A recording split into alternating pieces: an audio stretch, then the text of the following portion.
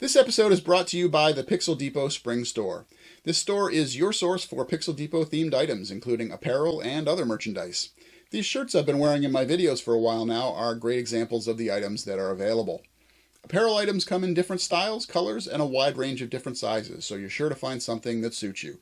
These items are designed by me and produced on demand by our partner Spring when you order, and new items are added regularly.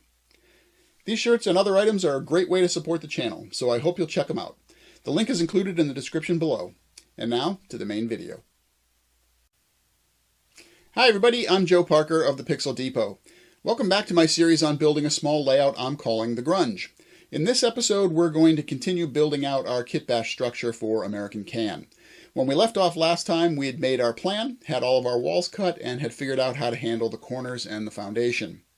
Before I forget, this channel covers model railroading, including planning, hints, tips, how-tos, and updates. To stay up to date, and to give me a little jolt of excitement, click on the subscribe button. Also, click on the bell so you'll get notified when there's new content available. And as always, if you click on the thumbs up to like this video now, you won't have to worry about it later. You can also follow me on Facebook, Instagram, and Twitter. In this episode, we're going to paint and assemble the structure. We'll also talk about how I added a retrofitted door, the method I use for attaching window glass, and how I overcame an issue when my beloved Lego block bracing didn't work out as well as I had planned. We've got a lot of mileage to cover today, so let's get moving. So as you can see here, the first thing I did was glue the corners to the main wall pieces before I did the painting. So this allowed me to get a good grip on there and have one less assembly piece before I got started with the rest of it.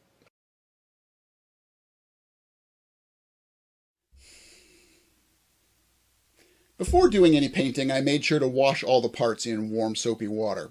This removes any oils that you may have gotten on the surfaces, as well as any leftover mold release on the parts. After that, I wore gloves when handling the parts until painting was complete to avoid getting any new fingerprints on the surfaces.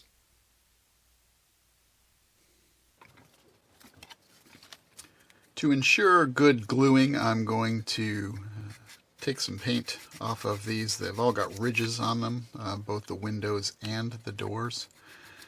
So it makes it easy to run the emery board across there and not take the paint off of the surface that I want to keep. You can see it's coming off there and there. That will give the solvent cement some place to adhere to because it does not like paint. It will not melt the plastic through the paint. I'm going to repeat this process for the windows. And unfortunately I've got a lot of windows to do, so this is going to take a little while. Windows are a little harder to do than the doors because they're not quite as stiff, so they move around more. You could also scrape this off using a blade. And that may actually be the easier way to go for these windows because they do flex quite a bit. This particular window I had done some test coats on, so it actually has more paint than most of the others. There we go.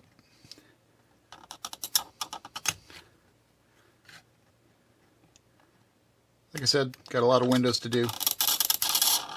So we'll be back in a while.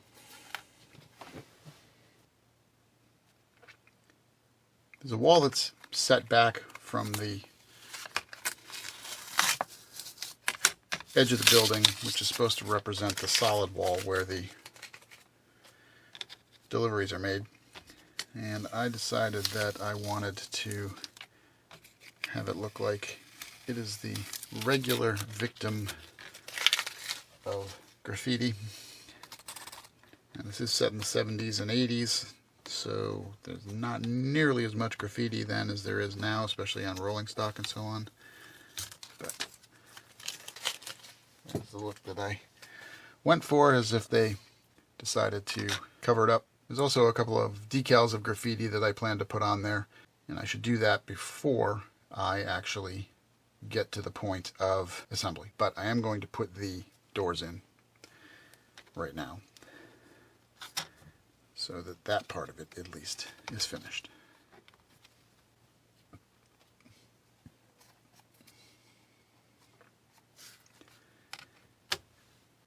as I'm here, I'm also going to give this a black rubber look.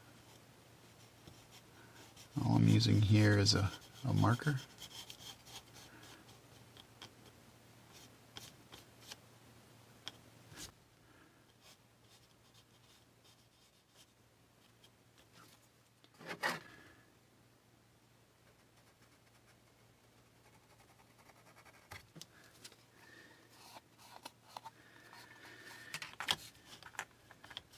Missed a little bit. Weathering will take care of that.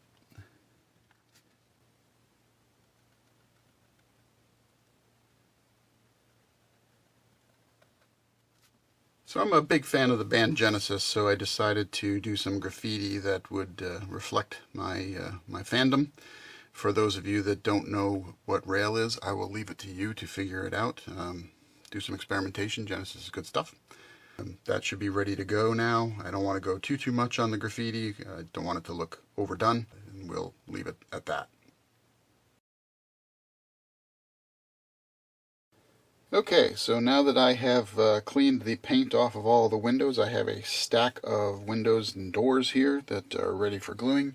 I did end up with quite a bit of paint residue, as you can see from this picture. So now we can start to actually glue things together.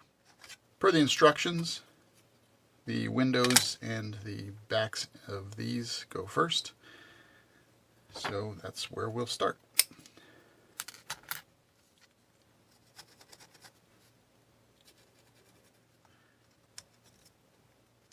Now note that these are painted, but I did not paint the backs of this. I'm not sure that is going to be an issue, but if it is, I can do some quick hand painting there and take care of that later.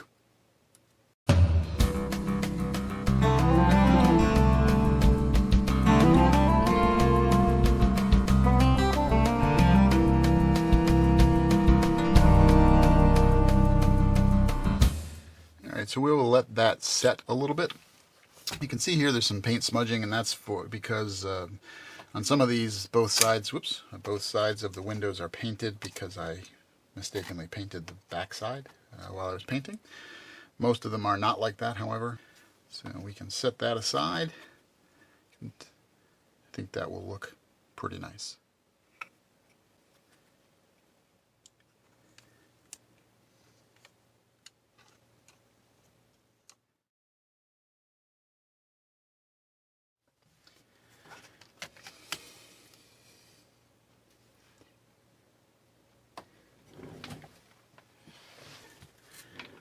So I mentioned before this spot here is for the quote-unquote main entrance, and since this is going to be the back, this is the piece that would have gone in there. You can see it's kind of a nice looking door entryway that had stairs coming down from it and everything else, and I wanted to take care of that. So what I'm going to do instead is put in a piece of styrene and a door, this door specifically, so that's going to sit like this, and put some brick sheet on there, and we will make that look like a retrofitted door.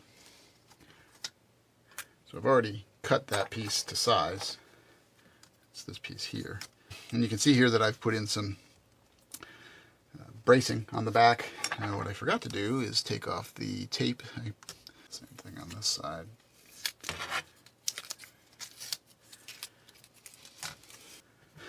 So if we put this in here like this, and set the door in, it's going to look roughly like that. I have my brick sheet here. This is from Micromark, and we'll then have a brick area. I'm going to glue this on. Actually, I don't have to glue it on. It is a adhesive paper.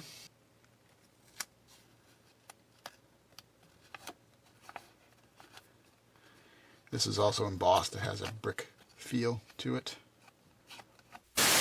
Before I forget, I want to mention that I tried out a couple of looks for this retrofitted door, as I had a couple of different types of brick paper available to me. I tried both the concrete block type as well as the brick, but both myself and my lovely wife agreed that the brick looked better.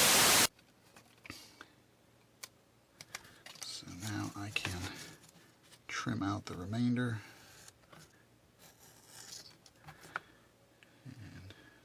got something that looks like brick that's going to sit in there. Like that. Door will sit on top. Looks like I do have to trim this end of the brick sheet here just.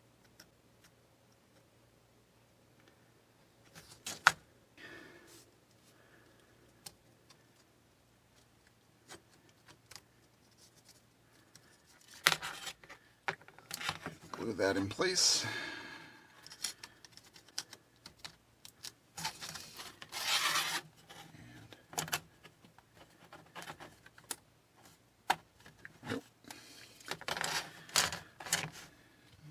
Everything should stay put. I'll probably weather that up a little bit and make it look like it's not brand new, but I think that's going to be a good effect. Now we can get back to our window insertion. Exciting stuff, this window gluing business. The only thing that's really new here is that there's these that go on the bottom to appear to be basement windows. You can see I did scrape not only the edges but sort of the middle pieces here so that if I needed the surface area for gluing, I would have it. I don't think I'm going to need it though. I'm probably not going to show it, but later on I will, before final assembly of all the walls, I will go back and do another coating of cement around all these windows and joints just to make sure that everything stays put. But there is our main window. I'm not thrilled with how this paper is sitting, so see if I can't burnish it down here. This tool that I'm using here is a dentist tool. All right, set this one aside and we'll keep going. So one of the reasons it was important when I put this joint in here, this is, if you'll recall, the wall that I cut, and I put the styrene butt there so that it would have some gluing space.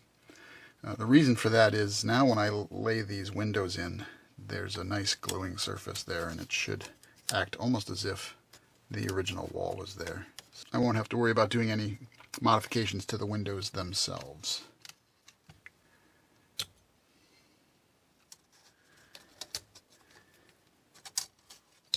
Okay, that should take care of the windows. You can see I've got some left over, but that's because there's a piece of wall that I cut out and I'm not using. So we'll let this all set and then we'll get to the next piece. Off camera, I attached all the windows to the window frames because it's a time-consuming process, but I will show you quickly here how I did that. This is the scrap piece that won't be used in the building that I've used for testing out paints and things like that, but I did glue this window frame in. Before I went through, I painted the windows grimy black, leaving the shiny side here, and we'll just trim this out. Now what I did to attach this is I used a product that used to be called Future. For a while it was called Pledge with Future Shine. At least it was back when I bought this humongous bottle that I'm showing on the screen here. Today I just looked it up online. It's called Pledge Revive It these days. All it is a floor polish, floor finish. But what it does is it goes on completely clear. When it dries, it creates an adhesive. So this is the bottle that I have at this point in time. It's still labeled Future. I just filled this up from the big bottle that I have. What I found was, and I didn't realize it because it's been years since I filled up this little bottle. The huge bottle that you get will last you 7 lifetimes. This had gotten very thick. So over time, apparently things had evaporated, and that actually made for a pretty good adhesive when it was thick because it was thick and gooey and sticky and it stuck on there. But when I refilled this bottle to add some more into it and actually dilute it down, it got a little bit looser than what I had used yesterday. So we'll see how this works. But essentially all you do with this is use some sort of brush and just coat this surface.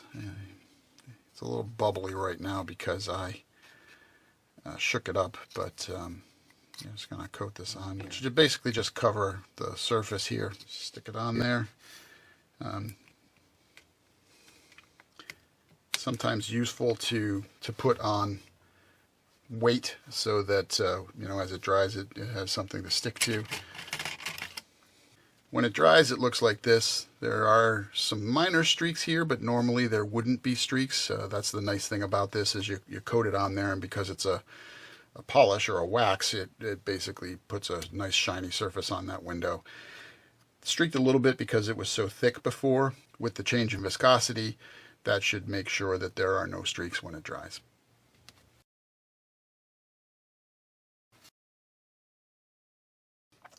Thinking ahead to when we need to do the outside corners, everyone knows by now, and if you don't, then you should watch my video on using Lego in your modeling. I want to use Lego to brace these outside corners, but you can see here, these are too wide. And since this is going to be up against the backdrop, this was not going to work. So what I did instead was cut some of these blocks down. I just did it with a saw, so that this one side is going to be small enough, and as you can see there, it will not come out further than this part of the wall here. This will allow this wall to remain flush against the backdrop. These will actually go up here for support on those outside corners, which is going to be important because, as this is a Kitbash, this was never designed to be on an outside corner, and therefore we need to make sure that our bracing is good. So I'm going to glue this portion together.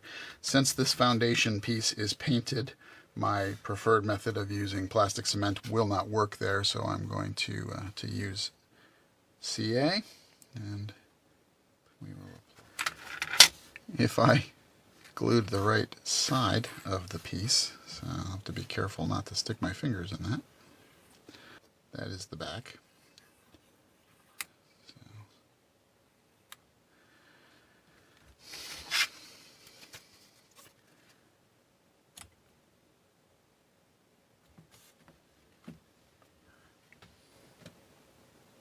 This shouldn't take very long to set up, as it's medium CA.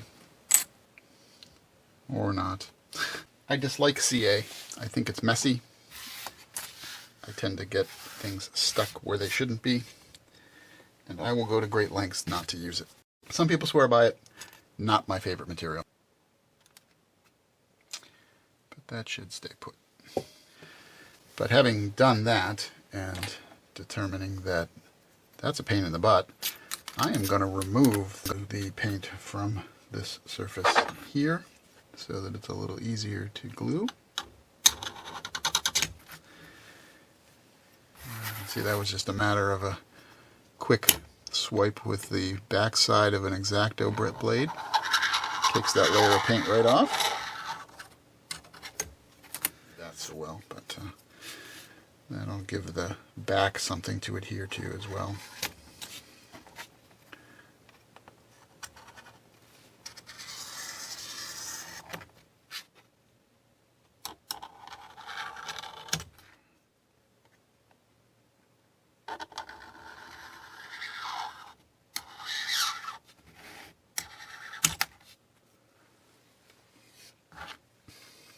I did as much assembly per the instructions as I could before kind of getting to this part. These are the back pieces of those posts, for example. But since I'm not building this the way that the manufacturer intended, I got to get a little bit creative in terms of how I'm going to glue these pieces together. So this piece goes right here. Glue that in there just like that. Since I cleaned the paint off the top and the sides, that should give it a reasonable amount of surface area for it to stick to. Now, to get some structural integrity in there before I go too much further, I'm going to glue this wall. The instructions say to glue this wall in last, but that's just not going to work in this case. So we'll glue that in there.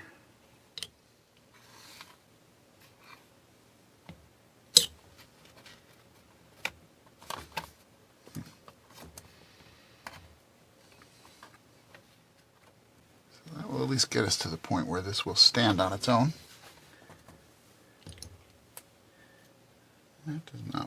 stay put.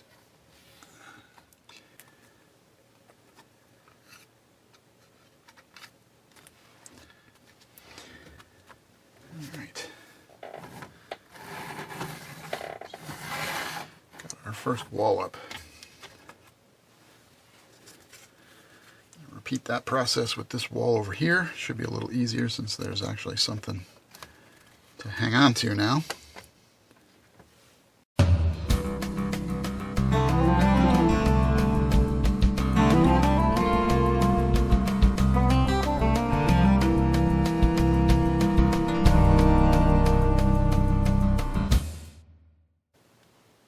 I meant to show you before I glued everything in. These windows are not black. That's the one side of the building that I tried to do the windows with just a coating of matte spray, matte finish spray. And since that's going to be on the side where people aren't generally going to see it, I'm not too worried about it. Just another one of those on-the-fly decisions. So when I painted this front wall, I knew that the corner pilasters were going to have to be glued, so I made sure to mask that off so there's no paint on there. That's a pristine, unpainted surface. And we're going to do our best to attach that in here without wrecking everything.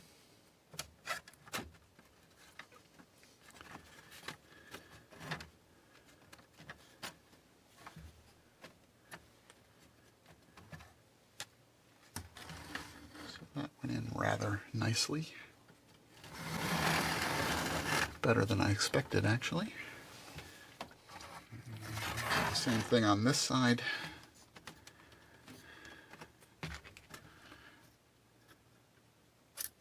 Because this cement wicks into the seam pretty well, in this case the fact that it is glued, or excuse me, in this case the fact that it is painted is not going to be too problematic.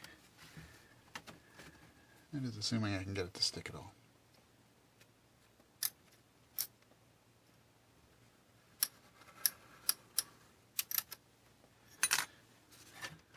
We'll hit it on the back side as well. Give that glue something to really grab onto. Of course I'm going to brace it. Alright, the next step before I brace everything, just to get everything square, is going to be to put this roof piece in. So, just black.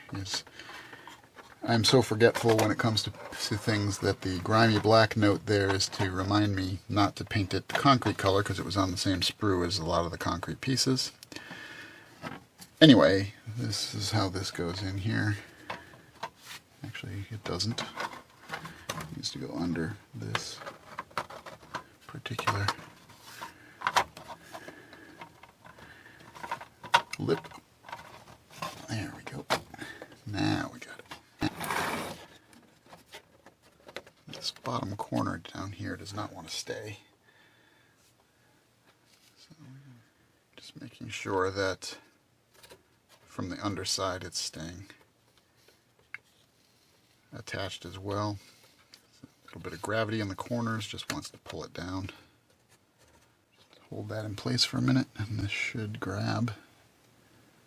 Whoops. Should grab and stick once it sets up.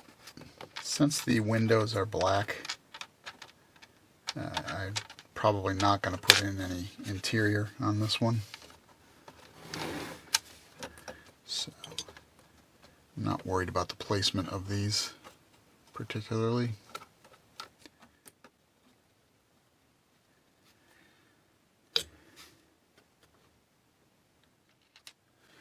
For now, we've got the main portion of our building. I'm going to give that a couple minutes to set up, and then we'll continue. This is setting up pretty well, so I'm going to glue my first side wall on here, but the concepts will be the same for that other side.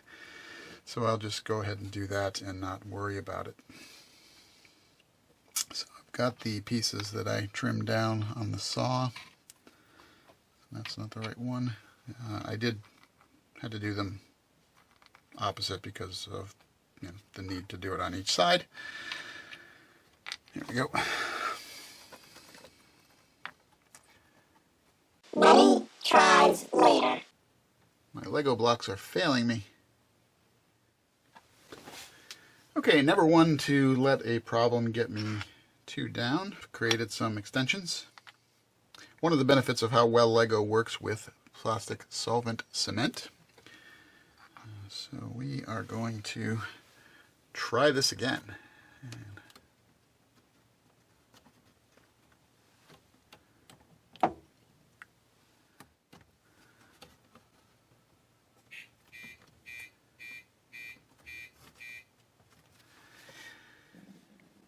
So at this point, I'm doing a bit of a test fit, and I think everything looks pretty good so far. Okay, quickly, I did some things off camera here. I took the roof piece and braced it with some H-column styrene to stiffen it up a little bit so that it doesn't sag. I put together the chimney that comes with the kit, and I also assembled the head house that goes on the roof. Okay, I've assembled the annex side over there, and now I'm going to do some work on the roof. When I cut the roof, I wasn't thinking and cut it so that it was flush with the back of the structure, or tried to anyway. I missed the cut, it's a little crooked there. Not remembering that there's a section along the sides here where the corner is going to push the wall out from the backdrop. So I've got some styrene strip here. This is 60 thousandths by 188 thousandths, and I'm going to paint that and attach it here. And for this section here where the cut is bad, I'm going to double that up, and that should cover things there. I'm also going to add some bracing underneath here so that the strips will stay flush with the roof. I chose 60 thousandths because the roof comes in at, I don't know, 67 thousandths in thickness, and this was as close as I wanted to get. I didn't want to go over so that there would be a lump because the head house is going to sit on there and the chimney goes over here, and that way there would be a minorly noticeable difference, but since it's the roof up there, I'm not going to worry about it too much.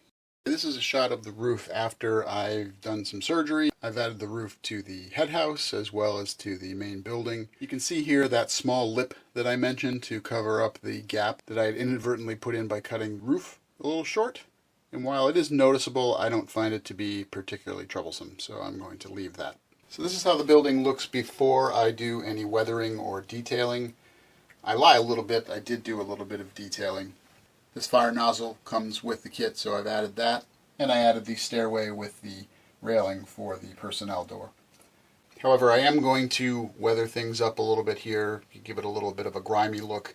I will also add signs for the various doors, and we'll do that next. We're now at the point where we can do some detailing and weathering on the structure. In my opinion, these are what really give a structure its identity and character, so I hope you'll join me in the next episode where we'll cover all that and wrap this structure up. That's all for this episode. I hope this enlightened you about my assembly process for a Kitbash building, as well as gave you some interesting tips for your own modeling. And I hope you'll give kitbashing a try, even if you don't do the weathering and detailing part. But you really should do the weathering and detailing part. Have you ever done any creative kit bashes, complex or not? Got any great tips for kit bashing that I missed? Let me know in the comments below. Also, if you have thoughts, suggestions, or questions, include those as well. If you enjoyed this video and think others would too, click the thumbs up to like it and tell your friends. All this helps me figure out what you're looking for, helps YouTube figure out how to serve this video up, and helps my analytics.